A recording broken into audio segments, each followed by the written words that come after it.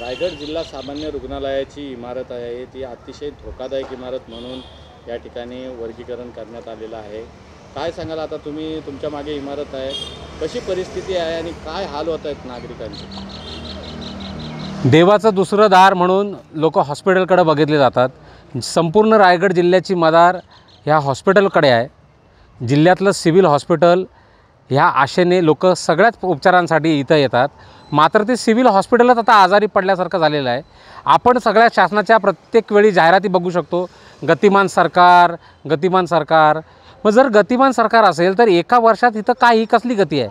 ही गती आहे की अधोगती आहे? मागच्या वर्षीसुद्धा आपण बातमी, मला वाटतं मॅक्स महाराष्ट्राने बातमी केली होती की सिव्हिल हॉस्पिटल आजारी म्हणून, आणि त्याच्यावर सन्माननीय प्रशांत ठाकूर आमदार, पनवेलच्या आमदारांनी विधिमंडळात तो विषय घेतला होता।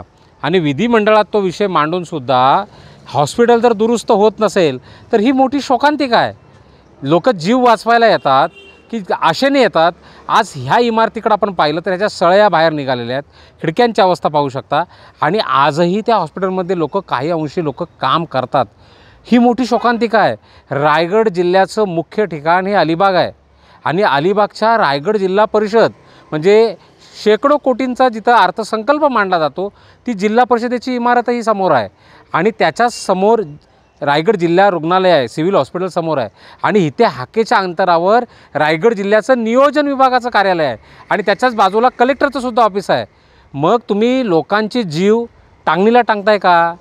म्हणजे सगळ्यांना पळायला जागा नाही का? सगळ्यांना पळायला वेळ आहे।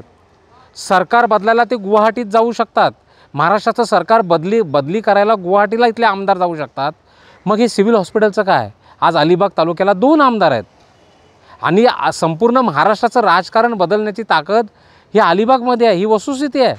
आणि असं असतानासुद्धा, गतिमान सरकार म्हणत असतानासुद्धा जर सिव्हिल हॉस्पिटलची ही अवस्था असेल तर मग अजून सर्वसामान्य माणसाने आशा कोणाकडे बघायची?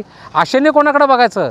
मी संपूर्ण राजकारण्यांबरोबरच इथल्या सरकारच्या अधिकाऱ्यांनाही विचारतोय की सिव्हिल हॉस्पिटल जर असं आजारी असेल तर मग तुम्ही सक्षम काय करतायत? उमटे धरण आमचं तिकडे गाजतोयच, पाण्याचे प्रश्न तर तुम्ही सोडवतच नाहीत। मग सिव्हिलसारखा हा विषय सेन्सिटिव्ह विषय आहे, जिथे लोक आशेच्या किरणाने मेलेला माणूससुद्धा जिवंत होऊ शकतो, ह्या आशेने आज सिव्हिल हॉस्पिटलला येतो आहे, आणि ते सिव्हिल हॉस्पिटल आज सलाईनवर आहे।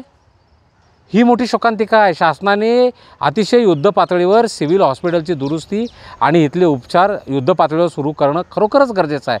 कारण आता पावसाळा सुरू झाला आहे, कोणाच्या विंचू चावेल, कोणाच्या कुत्रा चावेल, कोणाच्या साप चावेल, मग ते उपचाराला कुठे येतील?